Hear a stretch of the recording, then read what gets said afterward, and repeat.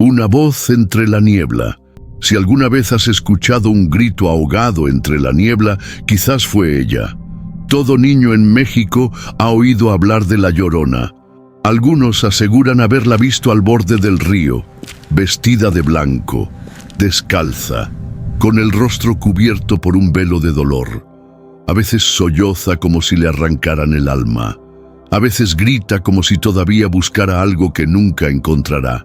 La llaman La Llorona, la mujer que llora por los hijos que perdió. ¿Pero quién es realmente? ¿Una madre desesperada que cometió un crimen imperdonable? ¿Un espíritu condenado a vagar por la eternidad? ¿O algo más antiguo, más profundo, más perturbador de lo que estamos dispuestos a aceptar? Antes de seguir, suscríbete a este canal y activa la campanita. Aquí revelamos las historias que el mundo intentó enterrar. Y si alguna vez escuchaste su lamento, deja tu like y cuéntanos en los comentarios. ¿Crees que La Llorona es real? Su historia se cuenta de 1000 maneras. En pueblos polvorientos del sur, dicen que sus gritos se oyen entre los maizales cuando cae la noche. En los canales de Xochimilco, los trajineros aseguran haberla visto reflejada en el agua. En el norte, se aparece entre los nopales, caminando descalza bajo la luna llena. México guarda sus memorias en los rincones más silenciosos. Y ningún rincón es más profundo que el de las leyendas que no mueren. Porque La Llorona no es solo una historia para asustar niños. Es un espejo, un lamento antiguo, una herida que se transmite de madre a hijo, de abuela a nieta. Una advertencia disfrazada de cuento. Los gritos que se oyen no siempre vienen del viento. Hay quienes dicen que los escucharon durante los terremotos, durante las inundaciones, en noches de guerra. Cuando el alma del país tiembla, ella llora. Llora con una voz que no pertenece a este mundo. Llora como si recordara algo que el resto de nosotros ya olvidó. Yo la vi, joven. Era como un humo que lloraba. No tenía pies. Iba flotando cerca del canal. Pensé que era un grito de mujer, pero luego sentí que no era de este mundo. Las historias son muchas, pero todas tienen algo en común. Hay un río, hay una mujer, hay hijos muertos y hay un lamento que atraviesa el tiempo. Algunas versiones la pintan como víctima, otras como asesina, pero todas reconocen que su presencia no es humana, que su dolor no es de este tiempo, y sin embargo, seguimos contándola, una y otra vez, en fogatas, en escuelas, en películas, como si al repetir su nombre quisiéramos mantenerla lejos, como si supiéramos, en el fondo, que ella sigue aquí, que nunca se fue. Pero si crees que esta historia nació hace 100 o 200 años, estás equivocado. Lo que hoy llamamos La Llorona es solo la última máscara de algo mucho más antiguo, algo que lleva miles de años caminando entre nosotros, algo que llora desde antes de que este país tuviera nombre, algo que comenzó hace más de 4000 años. Y esto es apenas el primer lamento. Si quieres descubrir quién fue antes de ser una leyenda, qué fuerza ancestral habita su llanto y por qué el México antiguo aún susurra su nombre, no te pierdas el próximo capítulo. Y recuerda, si te estremeció esta historia, suscríbete, deja tu like y comparte este video. Porque La Llorona no desaparece mientras alguien la siga escuchando. El rostro perdido de una diosa. Dicen que el pasado se esconde en ruinas, pero a veces también grita desde el fondo de las leyendas. Para entender quién es La Llorona, primero hay que desenterrar una historia aún más antigua. Mucho antes de que existiera el nombre México, mucho antes de que se fundara Tenochtitlán, ya se hablaba de una mujer que lloraba por sus hijos. Pero no era un fantasma, era una diosa. Su nombre era Cihuacóatl. Su figura era temida y venerada. Era madre, protectora, pero también mensajera de desgracias. Los antiguos mexicas la conocían como la mujer serpiente. Decían que caminaba entre los templos al anochecer, envuelta en niebla, con el cabello suelto y el rostro cubierto de ceniza. Aparecía llorando, no gritaba, no hablaba, solo caminaba en silencio, buscando a sus hijos perdidos. Pero aquellos hijos no eran humanos, eran los guerreros muertos, los que caían en combate, los que no regresaban. Zihuacóatl era el símbolo del dolor sagrado, el llanto que no se puede detener, la madre que lleva luto por generaciones enteras. En los códices prehispánicos su figura aparece una y otra vez, a veces con una corona de calaveras, a veces de pie sobre un lago negro. Los sabios mexicas creían que su aparición era un mal presagio. Decían que cuando su sombra cruzaba el umbral de los templos era señal de que algo terrible se acercaba. Y tenían razón. Antes de la llegada de los españoles, muchos aseguraban haberla visto por última vez. Caminaba por la noche, por los caminos que llevaban al gran lago de Texcoco. Iba llorando, iba repitiendo las mismas palabras. Hijos míos, tenemos que partir lejos. Hijos míos, ¿a dónde los llevaré? Eran sus últimos avisos, su despedida de un mundo que estaba a punto de ser destruido. Los sacerdotes aztecas escucharon sus lamentos y temblaron. Sabían que aquello no era normal. Sabían que alguien, venía del otro lado del mar. Y así fue. Pocos años después llegaron los barcos, llegó el hierro, llegó la cruz, y la historia cambió para siempre. La diosa desapareció. Su templo fue enterrado, sus símbolos fueron quemados, su nombre olvidado. Pero su voz, no. Su llanto quedó flotando entre los escombros, entre los árboles, entre los canales. Cambió de rostro, cambió de nombre, y con el tiempo se convirtió en otra cosa. Hoy la llamamos La Llorona. Pero lo que muchos no saben es que su alma nació miles de años antes, que cada vez que llora, no llora solo por los niños ahogados, llora por el mundo que le arrebataron, llora por un pueblo perdido, por una lengua silenciada, por una historia que fue arrancada de raíz. Y ahora que la escuchas, ya no puedes desoírla, porque su lamento no es de una sola mujer, es el eco de una civilización entera. Es la voz perdida de una diosa y acaba de volver. La conquista del silencio. Cuando los conquistadores llegaron a las costas de lo que hoy llamamos México, no solo vinieron con espadas y pólvora, también trajeron algo más profundo, más invisible, más duradero. Trajeron una forma de borrar el mundo. Las ciudades fueron incendiadas, los templos derribados, los códices escritos en piel de venado fueron quemados como si no valieran nada, y con ellos se fueron siglos de memoria. Pero no todo pudo ser destruido. Algunas historias se escondieron, se transformaron, se disfrazaron para sobrevivir. La Llorona es una de ellas. Tras la caída de Tenochtitlán, la figura de Zihuacóatl fue silenciada. Ya no podía caminar libremente entre los canales, ya no podía llorar en los templos. Entonces se volvió otra cosa, se convirtió en leyenda, en susurro, en advertencia, se disfrazó de pecado, de castigo, de superstición. Los frailes, al ver que los indígenas seguían hablando de ella, intentaron resignificarla. Convirtieron su imagen sagrada en un fantasma trágico, una madre asesina, una mujer arrepentida por haber desafiado las normas divinas. Ya no era diosa, ahora era ejemplo. Moraleja, castigo eterno. Y así, lo que antes era símbolo de poder maternal, se convirtió en símbolo de culpa. Lo sagrado se volvió maldito.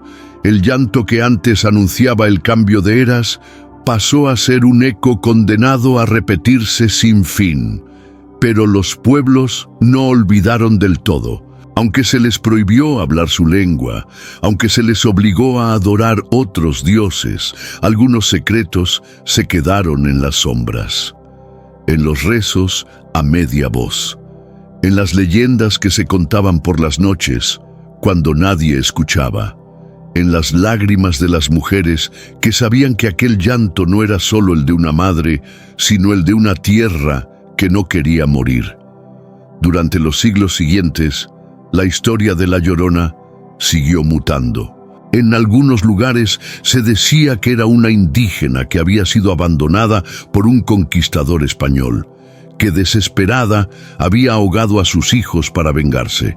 En otros se decía que había hecho un pacto con fuerzas oscuras, que su condena era vagar por los siglos, buscando redención.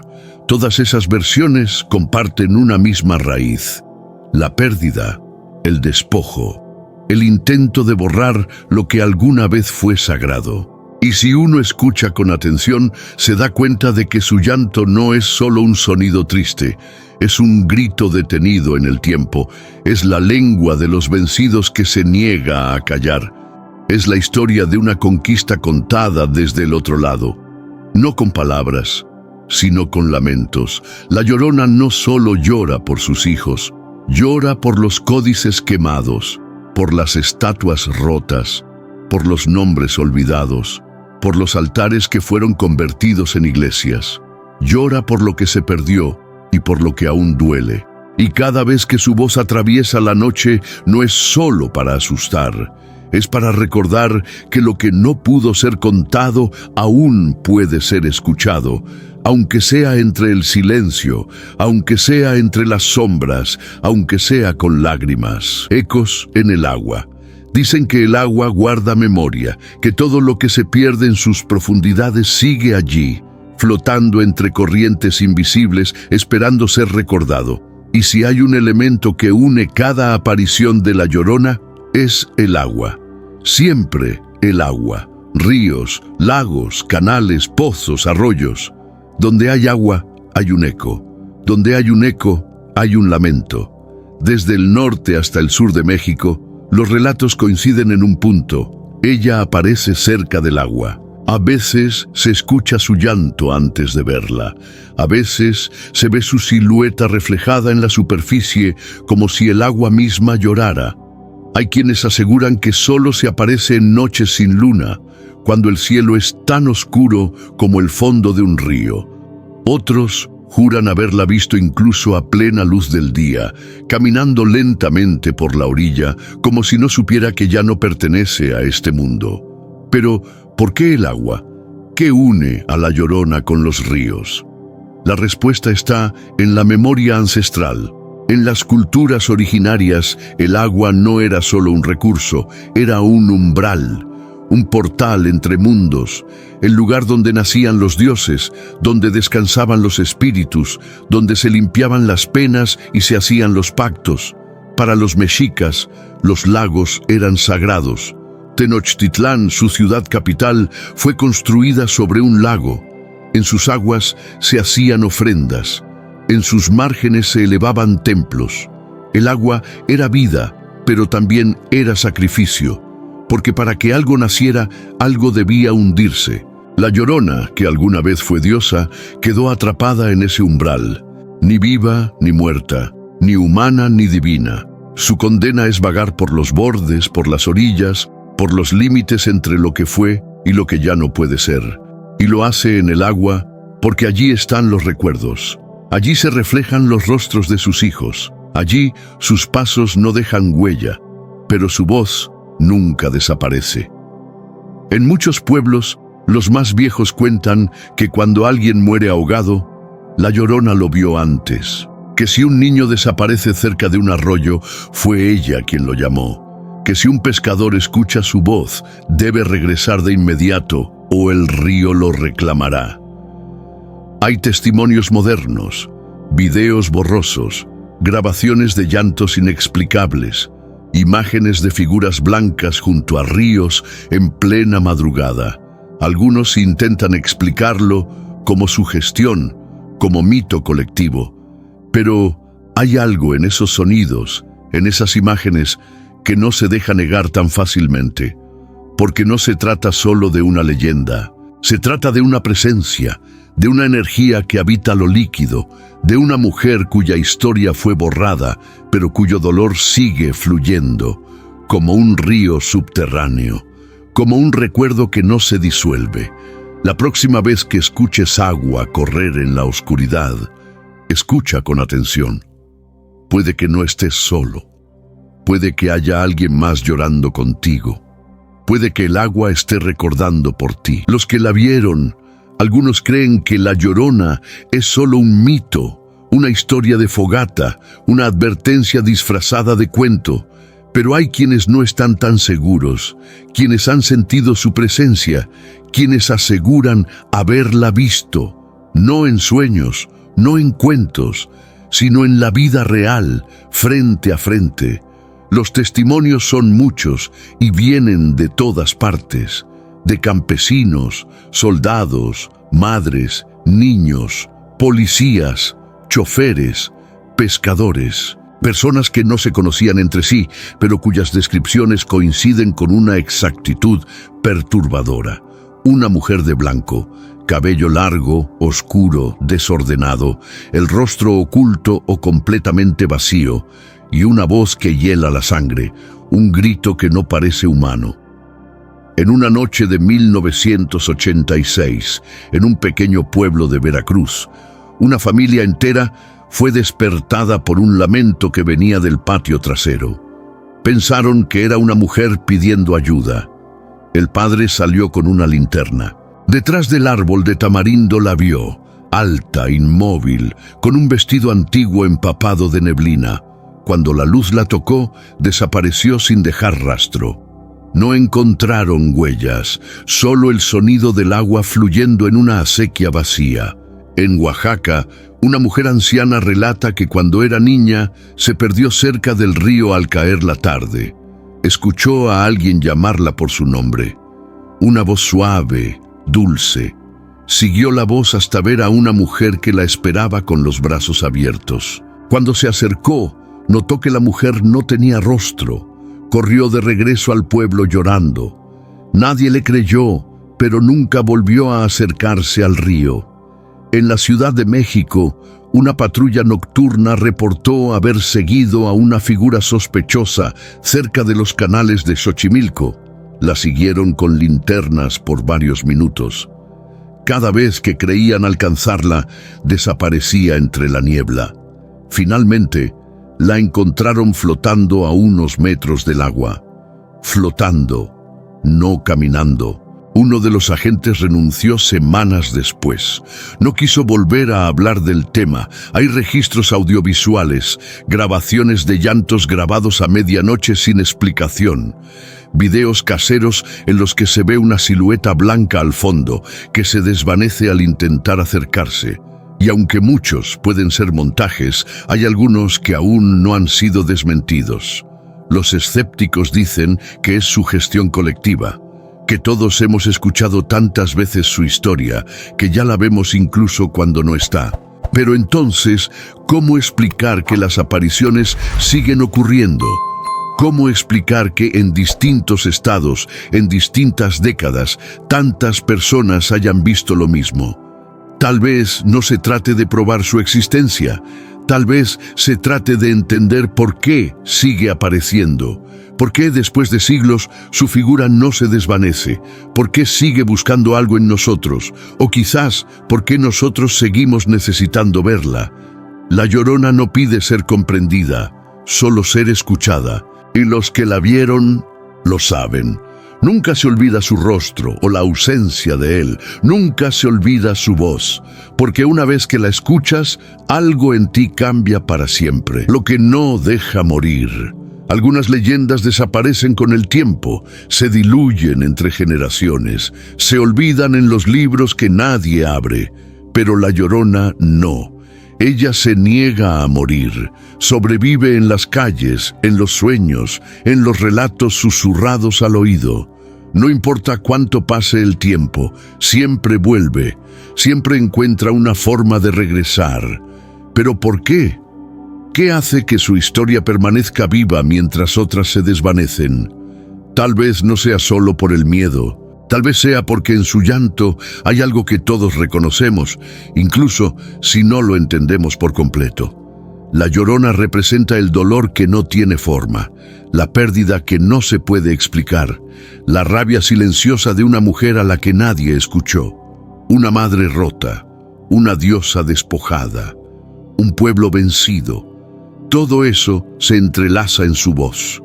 Por eso su historia sigue resonando, porque de alguna manera es también nuestra historia. En cada generación, la Llorona se reinventa. A veces aparece en películas, otras en canciones, en novelas, en cuentos contados por abuelas antes de dormir. Su figura se transforma, pero el núcleo permanece intacto. Alguien llora por lo que fue arrebatado. Alguien camina sin destino, buscando lo que no puede recuperar. En la cultura popular, muchos la han intentado domesticar, convertirla en personaje, en espectáculo, pero hay algo en ella que se resiste a ser apropiado, algo que sigue siendo salvaje, indomable, sagrado. Por más versiones modernas que existan, basta una noche de silencio profundo, cerca del agua, para que su esencia regrese. No como una invención, sino como una presencia real, como una advertencia que nos pertenece. La Llorona no es un monstruo, no es una villana, es un reflejo, un símbolo de la memoria que se niega a desaparecer. Porque donde hay olvido, ella aparece. Donde hay injusticia, su lamento se hace más fuerte. Y cuanto más se intenta borrar su pasado, más profundamente enraiza en el presente. Tal vez por eso sigue aquí, porque aún hay heridas que no han sanado, porque aún hay historias que no han sido contadas, porque aún hay voces que fueron silenciadas y que, a través de ella, buscan ser oídas. No es casualidad que la Llorona resuene con tanta fuerza en un país donde el dolor colectivo se esconde tras muros de resistencia, donde las madres aún buscan a sus hijos desaparecidos, donde la historia oficial rara vez cuenta lo que de verdad pasó. La Llorona, entonces, no solo es leyenda, es una grieta por donde se filtra lo que no pudo ser dicho, es la voz que grita lo que otros callan.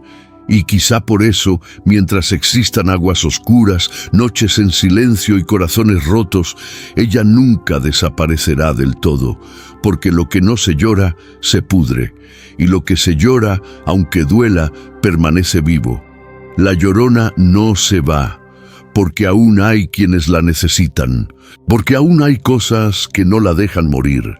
Si esta historia te hizo pensar, si sentiste que en el llanto de la Llorona hay algo más que una simple leyenda, suscríbete ahora al canal y activa la campanita para no perder los próximos capítulos. Deja tu like si alguna vez escuchaste su nombre en tu infancia y cuéntanos en los comentarios qué representa para ti. ¿Una advertencia, una diosa olvidada o una herida que aún no ha cerrado? Comparte este video con alguien que necesita recordar que hay voces del pasado que todavía nos llaman, porque mientras alguien la escuche, la Llorona nunca desaparecerá.